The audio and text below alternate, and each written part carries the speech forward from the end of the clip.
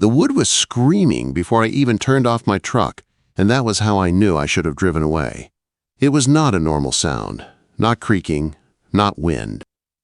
It was a low, deep groan from white oak pushed past its limit, the kind of sound most people never notice. But I work with timber. I hear it in my teeth. It is the sound a building makes right before it gives up. I killed the engine, and the forest rushed back in. Wet air. Quiet. A storm building somewhere behind the hills. The groan sat under it all like a warning. The barn stood ahead of me, or what used to be a barn. Half of it looked new, half of it looked like it was trying to fall over. The ridge sagged to the left. Posts leaned. The whole frame looked like someone with a nail gun, and no shame had tried to fix it. I was not here to save it. I was here to say no. I grabbed my coffee from the cup holder. Black. Lukewarm. The only thing that kept me from turning the truck around. Mud sucked at my boots when I stepped out. A crooked fence line ran along the drive. Some posts new, some leaning like tired men. A stack of rough lumber sat by the gate under torn plastic, already warping in the weather. Whoever ordered that wood had already made their first mistake. A small terrier mix trotted out, barked once, then stopped. He looked at me, decided I was not worth the effort, and walked off. I liked him right away. The barn doors slid open. She walked out like she owned every inch of the place. Denim overalls over a white tank top. A faded blue cap pulled low. Ponytail through the back. Grease rag tucked into her front pocket. Dirt on her cheekbone. She did not bother to wipe it off. She was not the city flipper I expected. She looked solid, grounded. The kind of woman who lifted her own weight and did not ask for help until she had to. "You the timber guy?" she asked. "I'm Jude," I said, leaning against the truck, crossing my arms. "And that ridge beam is going to snap inside of 48 hours. She turned and looked up at the sagging line of the roof. No panic, no fake laugh. Just a breath that came out heavy. 48 hours, she said. "Great. The bank inspection is in 72. "Then you are going to fail," I said. It came out flat. I was not trying to be mean. Gravity does not care what you need. Rot does not either. You need a miracle, not a carpenter. "I do not believe in miracles," she said. Her eyes met mine. Dark, calm, sharp. "I believe in paying for good work. Marco said you were the best. Expensive, grumpy, impossible to book, but the best." I cursed Marco in my head. Out loud I said, "Marco exaggerates." "Look," she said, stepping closer. I caught the scent of lavender and sawdust on her skin. It hit harder than I liked. "I do not need you to be nice. I need you to keep that roof from killing me while I try to save my family's place. Can you fix it, or did I waste my time waiting for you?" The smart move was to get back in the truck and drive back down the hill. Say no. Take an easier job with straighter lines and less risk. The wind picked up. The barn groaned again. The sound rolled through me like a threat. "I can fix it," I said, grabbing my tool belt from the back of the truck. "But it is going to cost you, and you stay out of my way." She smiled, just a small lift of one corner of her mouth, but it landed like a direct hit. "Deal," she said. A diesel engine rumbled up the drive before I could take 3 steps. A flatbed truck came over the rise, tires throwing gravel. The door swung open and Marco climbed down. Ball cap, flannel, worn work boots, grin like he'd already heard the joke. "Tell me I'm not late," he yelled. "You are," I called back. "By about 3 minutes.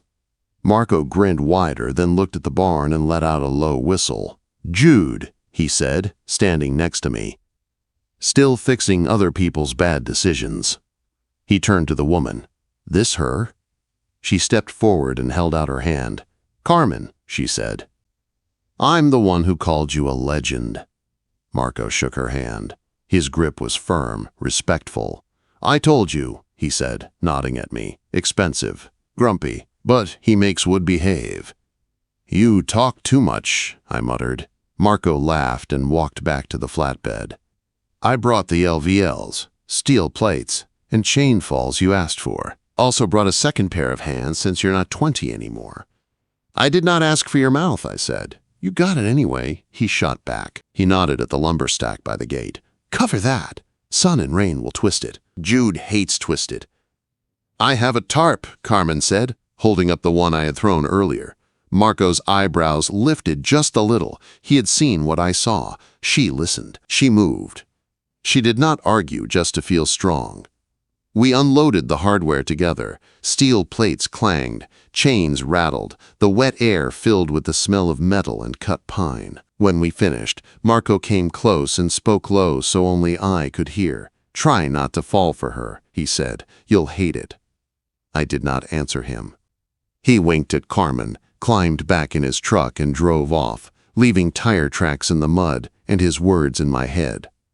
Before I went inside, I pointed at the boards by the fence. "Why are those still out here?" I asked.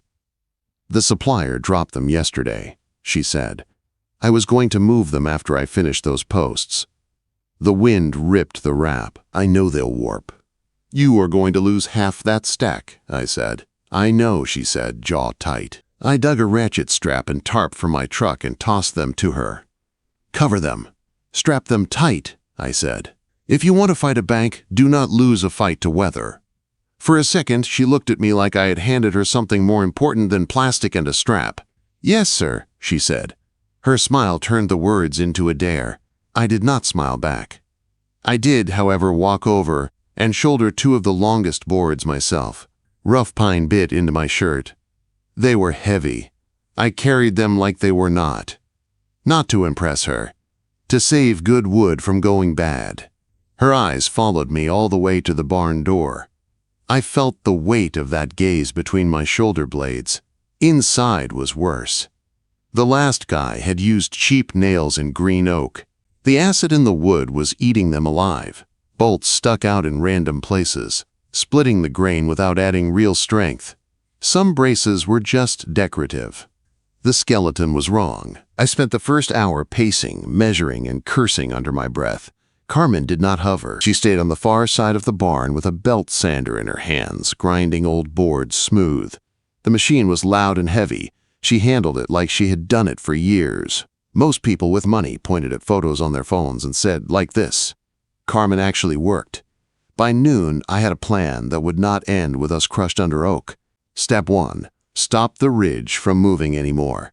I set up temporary posts and a hydraulic jack with a gauge so I could lift slow. I snapped chalk lines across the beam and marked reference points with a carpenter's pencil. I do not trust eyeballs when I am inside a building that wants to collapse. Carmen watched from a distance, arms folded, eyes sharp. "You always do that?" she called out. "Do what?" I asked. "Mark everything, like you are mapping a crime scene." "It is a crime scene," I said. "Someone murdered this frame." Her mouth twitched. "So you are the detective?" "I am the cleanup," I said. I started to pump the jack. The barn answered with a long, low groan. I stopped and listened. No sharp crack, no rush of new movement. Good. I lifted the ridge, 2 inches over 20 minutes, slow enough for the fibers to adjust.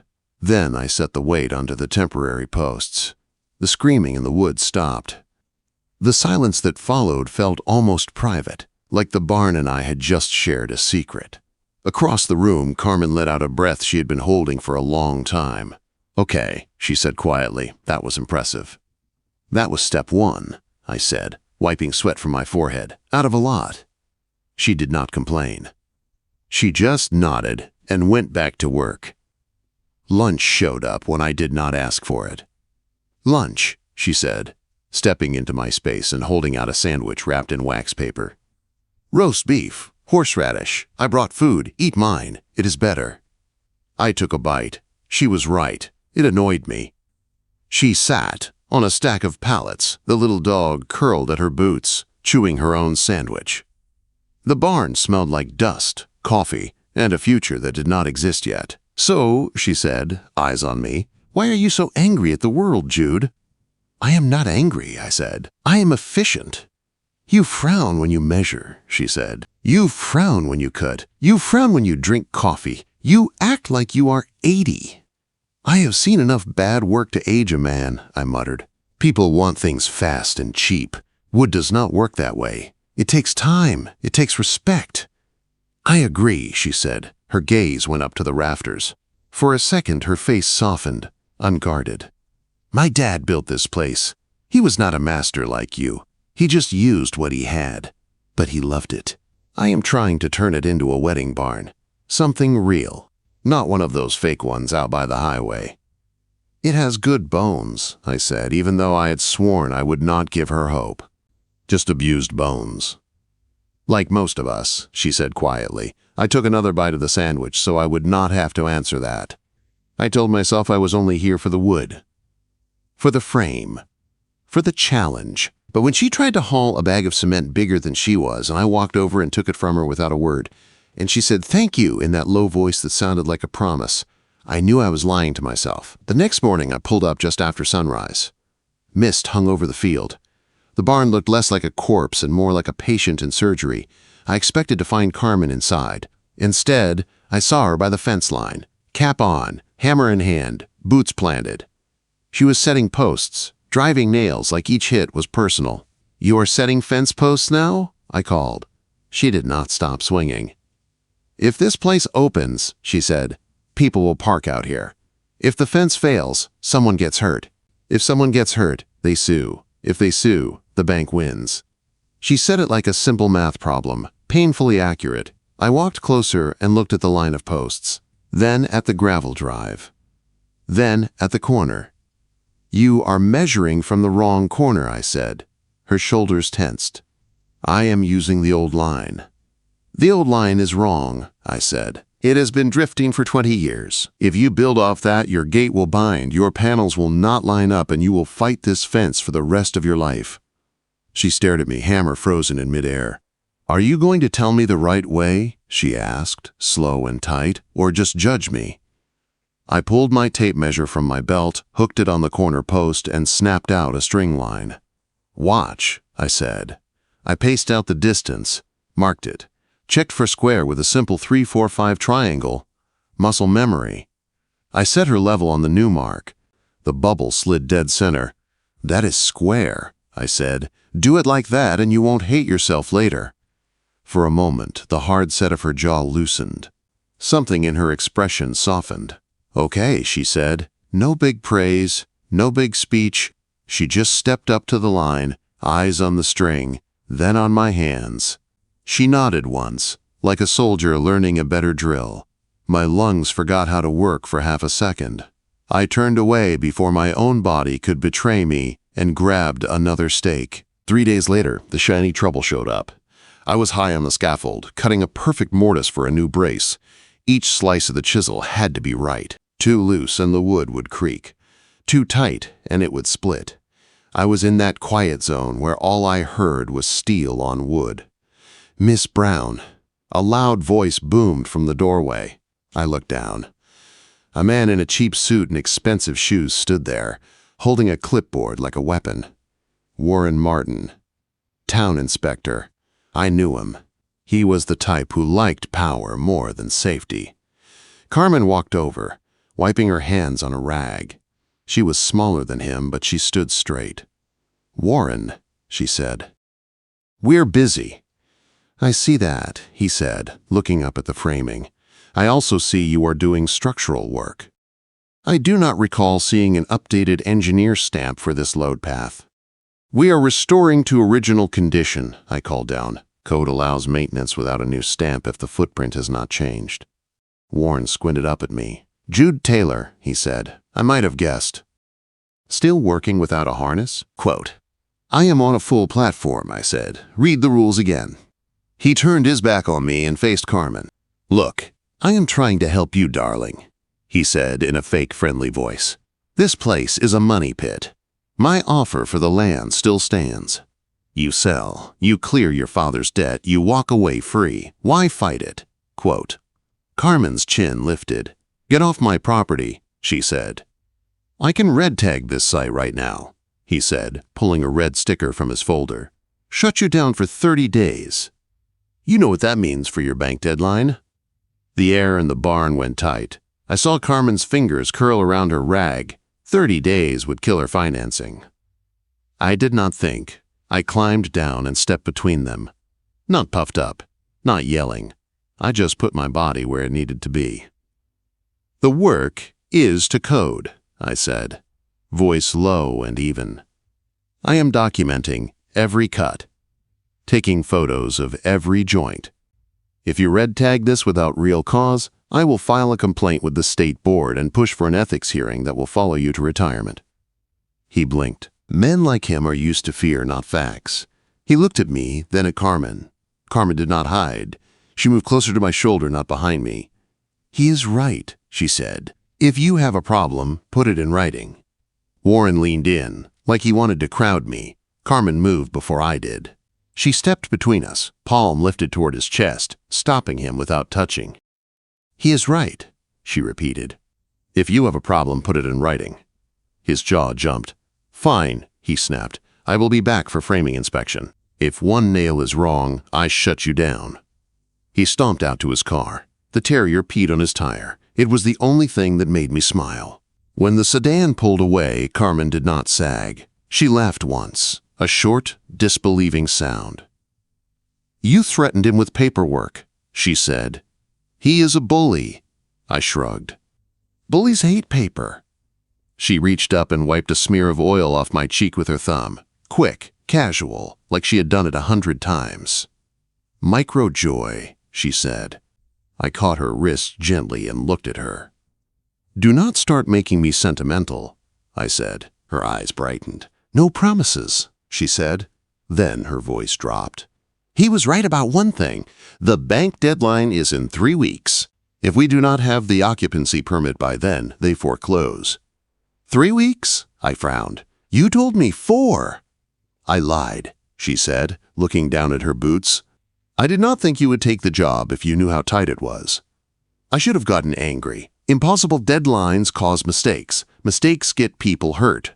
But she was standing in the skeleton of her father's barn with dirt on her face and stubborn hope in her eyes.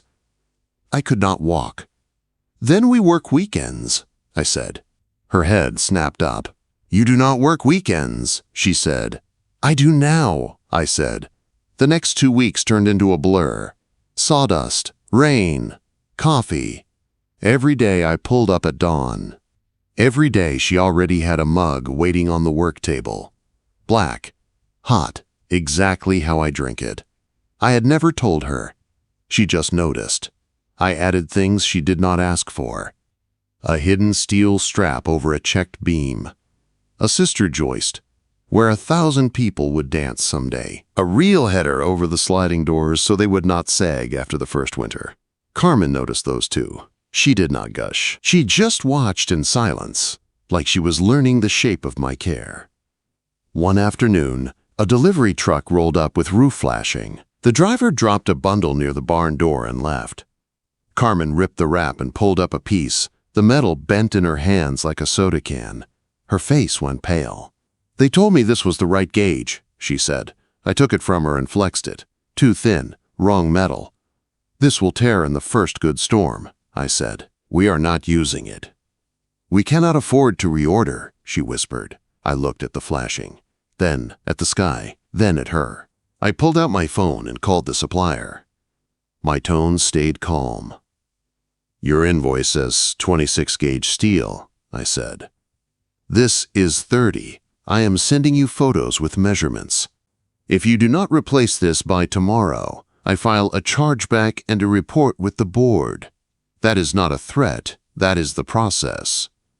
Silence, then quick apologies, then a promise of a correct order by morning. When I hung up, Carmen was staring at me. You are terrifying, she said. I am accurate, I said. Her smile turned soft. That is worse, she said.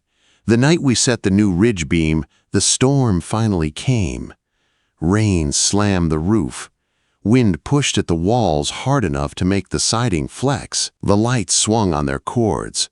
The beam was a 20-foot length of old oak, heavy and stubborn.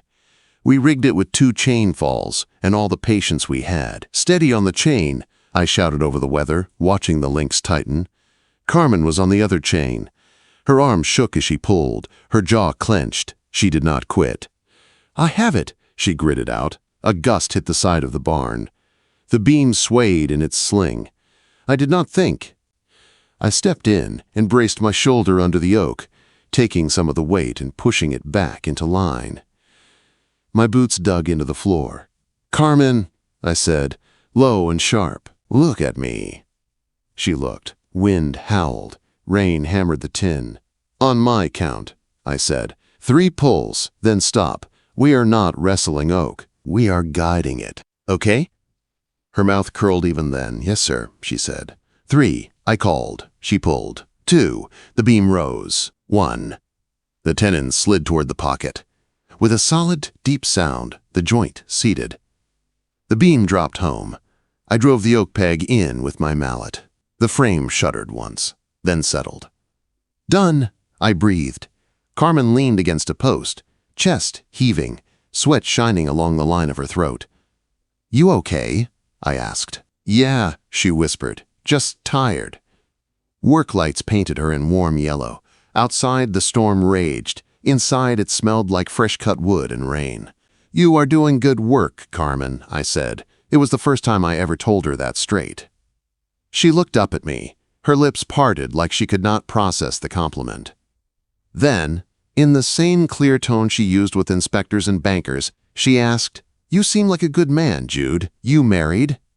The question hit me square in the chest. I looked at her. Really looked.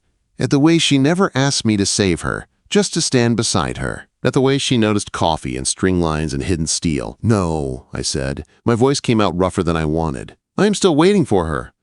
She blinked. "Waiting for who?" she asked. "For the one who does not make me feel tired," I said. The air shifted. The storm outside faded for a second under the sound of my own heart. She took a half step closer. My hand flexed at my side. I kept it in my pocket. She was my client. She was hanging on by a thread. She did not need me making anything more complicated. "We should call it a night," I said, forcing myself to turn toward my tools. "We have an early start." I heard her breathe out slow. "Yeah," she said softly. "See you tomorrow, Jude." I drove home with rain pounding my windshield and one clear thought in my head. I had just told the truth out loud for the first time in years. And I had no idea what it was going to cost me. The midpoint hit 2 days later, and it hit hard. I pulled up early, thinking about trim and a clean punch list. When I walked into the barn, Carmen was standing in the middle of the floor. She was not working. She was holding a piece of paper in both hands like it was made of glass. Her face was blank in a way I did not like. "What is it?" I asked. She did not speak. She just handed me the letter. Cease and desist. County order. Environmental hazard. Soil contamination. All work must stop immediately. No construction until testing is complete. Estimated delay, 6 to 8 weeks. Warren's name was stamped at the bottom. I felt my jaw tighten. "He says the old tractor shed leaked oil into the ground," she said, voice flat. "Testing takes weeks. The bank deadline is Friday." "It is a lie," I said. "I checked the soil when we dug footings. It is clean." "It does not matter," she whispered. "The stop work order is effective now. If we pick up a hammer, they fine us or arrest us. The bank will call the loan. I lose everything." Her knees went out from under her. She sank to the floor and pulled her legs in close. She did not sob. She just folded in on herself like someone had cut the main beam in her chest. I looked at the letter. I looked at the barn. Then I looked at her. "Get up," I said. "No," she muttered. "There is no point." "Carmen," I said, stepping closer. "Get up." I reached down and took her hand. Her palm was rough and warm. I pulled until she stood again. I did not let go. "We are not building today," I said. "We are going to the county." "It is closed," she said. "The records office is useless. They will tell us to file a complaint and wait." "Then we go to the supervisor," I said. "You bring the deed. I bring something else." "What?" she asked. "I remember reading something," I said. "This barn is on the historical list as an agricultural site. Environmental holds on protected structures need state sign-off. Warren does not have that power." Her eyes lifted, a small flicker of hope cutting through the shock. "Are you sure?" she asked. "I read code books for fun," I said. "Come on." We drove into town in my truck. She sat in the passenger seat, fingers clenched around the folder with her papers. The terrier stayed behind, guarding the barn like it understood. At the clerk's window, the woman behind the glass barely looked up. "We need the historical registry file for parcel 118B, I said. "We cannot find that right now," she said, tapping her keyboard like it hurt. "You can submit a request. Someone will contact you." I pulled my phone out of my pocket and opened a scan I had taken weeks ago when I first checked Carmen's land. "Here," I said, sliding the phone under the glass. "Registry entry from your own database." Parcel number highlighted. "Here is the state rule that says environmental holds need state review on these sites. Here is your county policy that says you must produce records on request." The clerk's mouth went tight. "Sir, I am very busy." "If you deny her access to her own file," I said, voice low, "I will file a public records request and include your name and your supervisor's name. That complaint will sit on someone's desk for a year. Or you can print the record now and save yourself the trouble." Carmen stepped forward and set the deed on the counter. "Print it," she said. Her voice was steady again. "Please." Quote. The clerk hesitated. The printer behind her started up. Papers slid out. The original registry listing. The code notes. The protections Warren had hoped she would never see. By late afternoon, we were in the county supervisor's office. He was a tired man with gray hair and a tie that had seen better days. He read the letter, read the registry, read the rule I pointed to. "Warren should not have issued this," he said finally, "not without state sign-off." "So, remove it," Carmen said. He sighed. "You understand this will make my life harder." "Mine, too," she said. "But this is my home." He stared at her for a long second, then picked up his pen and signed the override. The stamp hit the paper with a heavy thump. In the parking lot, Carmen held the signed waiver up like it might blow away. "We did it," she breathed. "We actually did it." She looked at me. Her eyes shone, but she did not cry. She smiled, wide and real. "You saved me," she said. "No," I said. "You stood your ground." "I just read the book." She laughed, bright and short. Then she looked up. Dark clouds were rolling in over the trees like bruises. "We have 1 day left now," she said. "Roof flashing. Final details, Inspector." "And that looks like a storm." I followed her gaze. The sky looked bad, the kind of bad that rips roofs off barns. My gut twisted. "Then we work until the light dies," I said. The storm hit that night like it wanted to wipe the hill clean. I was at home. Wind beat against my windows. Rain fell so hard it sounded like gravel. The lights flickered once, then again. My mind went straight to the barn. We had flashing ready, but not all of it nailed down. One bad gust, under a loose edge, and the wind could peel the roof back. All it needed was a weakness. I grabbed my keys and drove. Tree branches whipped the sides of my truck. Water pooled in the low spots on the road. When I climbed the last stretch of gravel to the barn, Carmen's truck was already there, lights off. Windshield streaked with rain. I swore under my breath and ran inside. The wind punched through the barn like a fist. One of the big doors was straining against its track. Up near the peak, a ladder leaned against the wall. Carmen was halfway up, wrestling a blue tarp that snapped and cracked like it wanted to throw her. It was not brave. It was insane. "Carmen!" I yelled. The wind took my voice and tore it sideways. She reached for her hammer. Her boot slipped on the rung. For one frozen second she hung there, fingers scraping for a hold.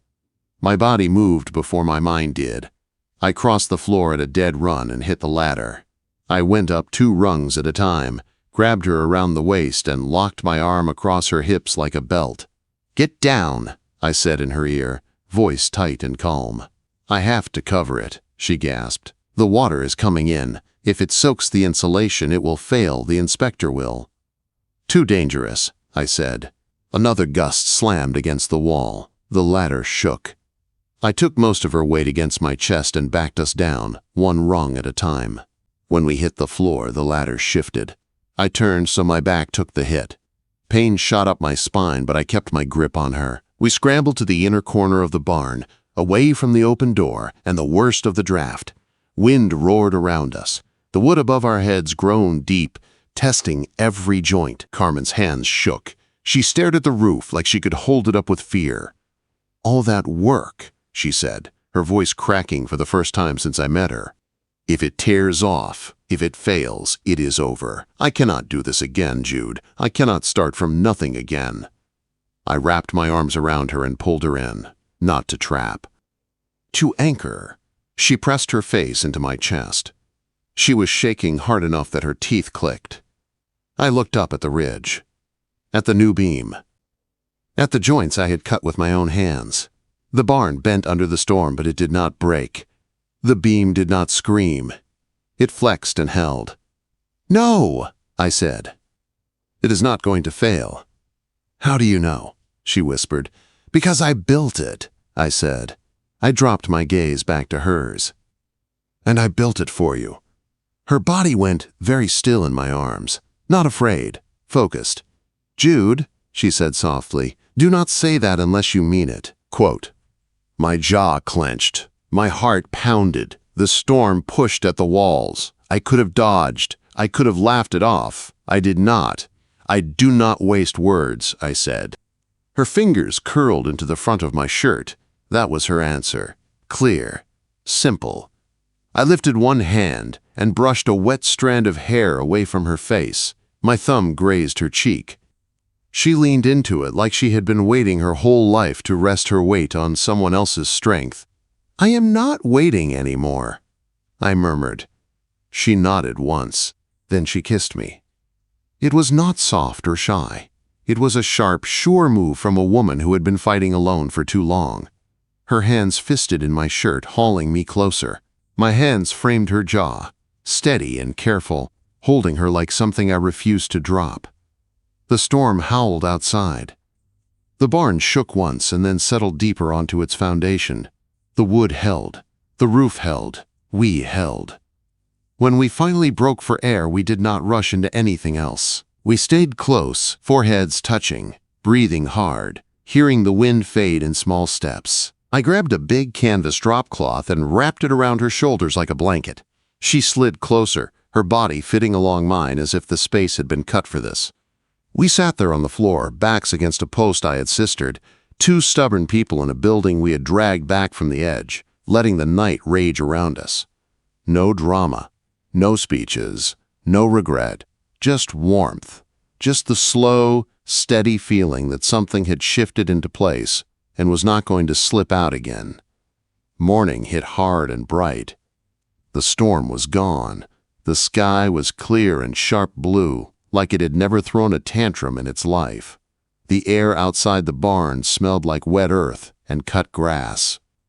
Branches were down along the drive. A trash can had rolled into the ditch. One gutter on the old house had twisted. The barn was still standing. The roof was still on. Carmen and I stepped out into the yard together. My back ached from where the ladder had hit. My shirt was still damp. Her hair was a mess under her cap. She looked tired and alive. We both tilted our heads back at the same time, checking the ridge, the flashing, the cupola. Everything held. The beam sat clean and straight, exactly where we had set it. No tears in the metal, no missing panels. Carmen let out a long breath. It sounded like a weight leaving her lungs. "You did good," I said, automatic. She looked at me sideways. "You mean we did good," she said. I did not argue. She was right. I bent down and picked up her cap from the floor inside the doorway where it had fallen in the chaos. I dusted it off and settled it back on her head, pulling the brim low over her eyes. It was a small thing. It felt bigger than it should have. "Thanks," she said quietly. "Stay dry," I said. We did not talk about the way we had fallen asleep sitting up against that post, wrapped in a drop cloth, with her tucked against my side and my hand resting on her hip. We did not talk about the kiss or the second one that had come later, slow and tired in the dark. We had a bigger thing in front of us, final inspection. Warren rolled up right at 8 in his white sedan. as if the storm had been scheduled around his calendar. He stepped out, looked at the barn, and hid his disappointment badly. He had been hoping to find a pile of rubble. He walked inside, clipboard in hand. I could feel Carmen tense beside me. I reached down and brushed my knuckles against her hand. She threaded her fingers through mine like it was natural and did not let go. Warren started at one corner and worked his way through. He checked outlet heights, railing spacing, stair rise and run. He squinted up at the trusses.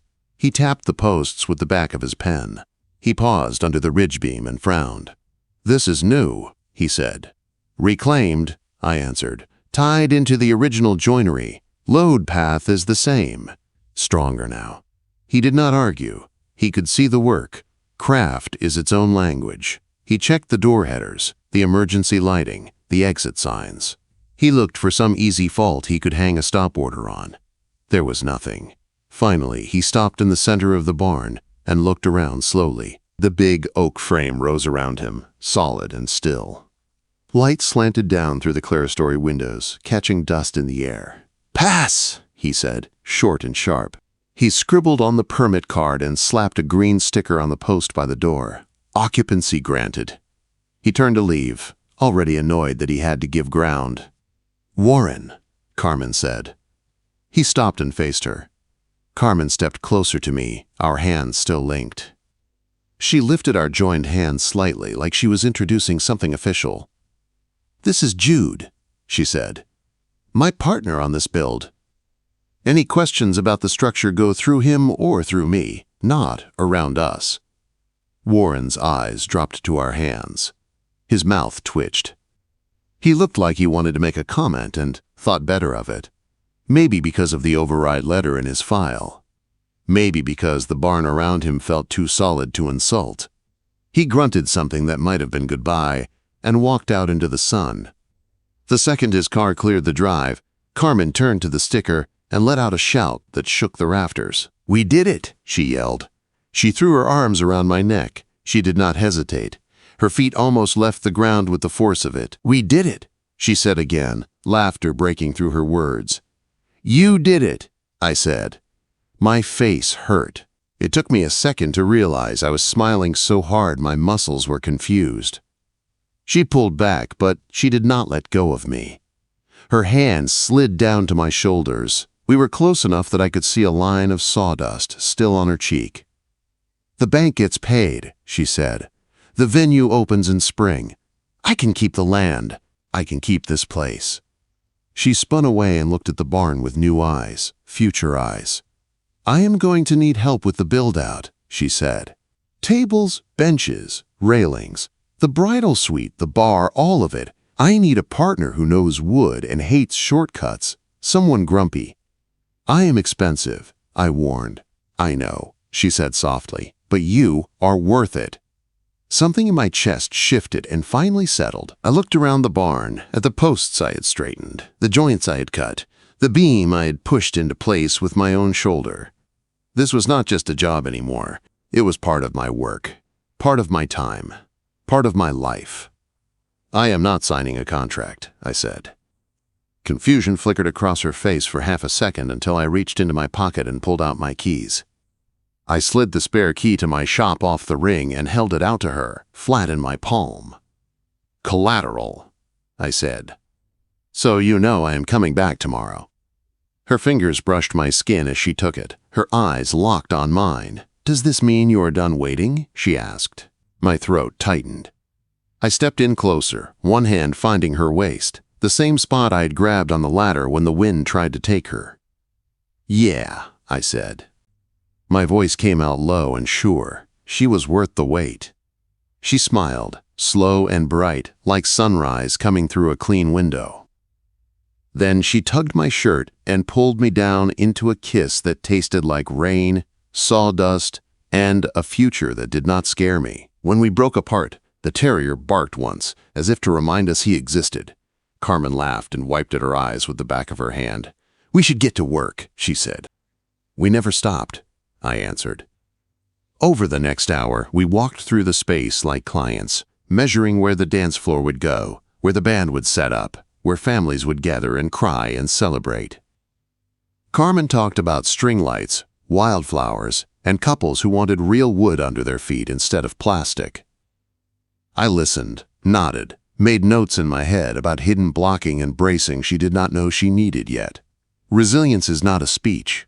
It is a sound. A hammer strike that lands true. A chain clicking one link at a time. A beam settling into place with a deep, satisfying thunk. It is a woman who refuses to sell her father's land. It is a man who shows up in the storm instead of watching the weather from his couch. Some places do not need fancy words. They need straight lines, honest joints, strong foundations. People who notice the warning groan in the wood and do not look away. If you are still here at the end of this story, maybe you have something in your life that needs rebuilding the right way, something you want to make solid again. I hope you find the person who will stand in the storm with you, shoulder under the beam, hands steady, saying with their actions what their mouth only has to say once. I am still waiting for her, I had told Carmen. Now, when I step into that barn and hear nothing but quiet wood and distant wind, I know the truth. I am not waiting anymore.